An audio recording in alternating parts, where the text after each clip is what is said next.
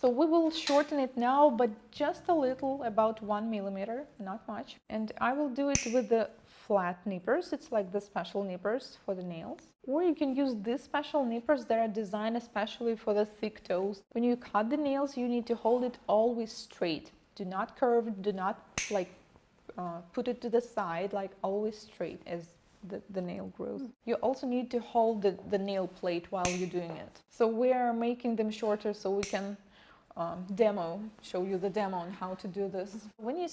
When the nail grow upwards, like right here, like a ski jump nails, this also happens because of the deformation, because this is how the toe looks when it's inside the shoe. So the soft tissue pushes up the nail plate, and that's why it starts to grow upwards. For the ski jump nails, you need to shorten them a little more than usual, so there will be a little tissue outside the nail. So now we need to round the corners of the nail plate, just a little bit, not much. Normally, anatomically, we should round the corners more, but here as we have all the pressure from the outside, here we have onycholysis and deformation, we will not do this as much because we need to leave a nail plate right there, so it will keep this pressure. Yeah, so we will not round them too much, so the nail plate will keep all this pressure from the outside traumas, and they will not appear even more callous. So there is some callus under the nail plate, and I will work on it with my small nippers. And we have the same thing on the other side. So I'm pushing back the side walls, and at the same time I'm cutting out the callus. If we will not remove it, what will happen? It will just slowly grow more and more, wider and wider, and we have onycholysis here as well, and it will grow also if we will not do this part. So here we have another callus. Can you see this white spot? This is the callus we have right here. If you know how to work with it, it's better to remove it. If you don't, then it is recommended to put something there like a wax or the special cream that you're using. Now we can see it even better when I stretch it all out, and then we will remove this spot.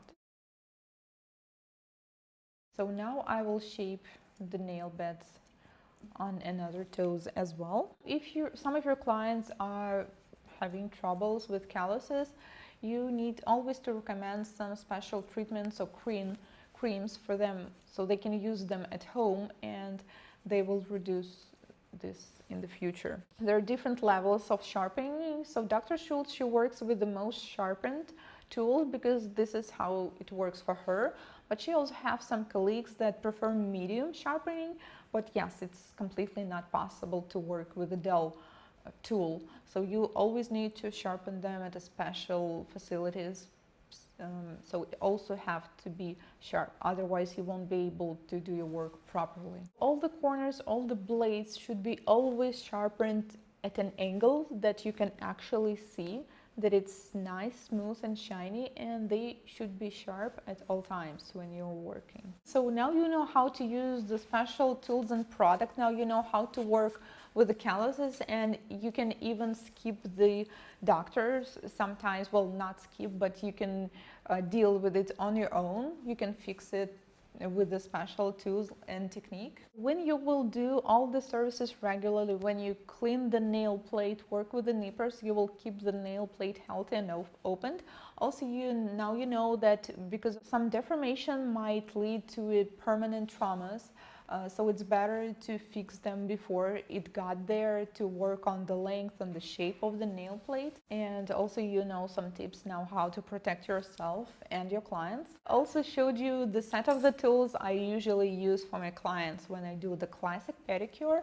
And in the future I'm also planning to give you more classes, more webinars, and to share how I can work with it also with the drill bits, how to work on the foot as well, how to handle thick toenails. When you're working with the thick toenails, this is very important to make them thinner. So this is how we should work, but it also depends. For example, if they're over dried, if they're peeling too much, then you should be careful because we can simply damage the nail plate pretty fast. We will just start filing and the large piece will come off. So If they're over dried, be careful. And by doing that is always better and easier and safer with electric nail file. We also created a class for beginners that are actually like from A to Z pedicure encyclopedia with the Dr. Schulz. So it's called Pedicure 101 class. It's a class for beginners or for those who would like to get a fresh start.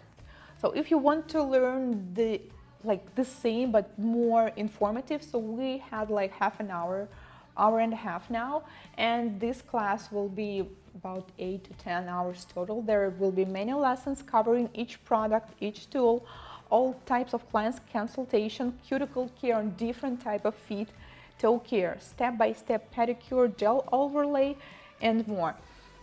So how our online classes look like? They're not like we're having now. They're not like webinars. They are pre-recorded, high-quality videos which you can watch at home, anywhere, from any device, from your laptop, from your tablet, from your desktop, for a whole month, which is 30 days of access to watching this video. And not only access, but you will also get a feedback from our educators. If there will be something hard that we will not be able to respond, we will contact Dr. Schulz with some, special advice that you can get. Then you will need to do some assignments, pass the exam, and after that you will get a diploma for pedicure basic class.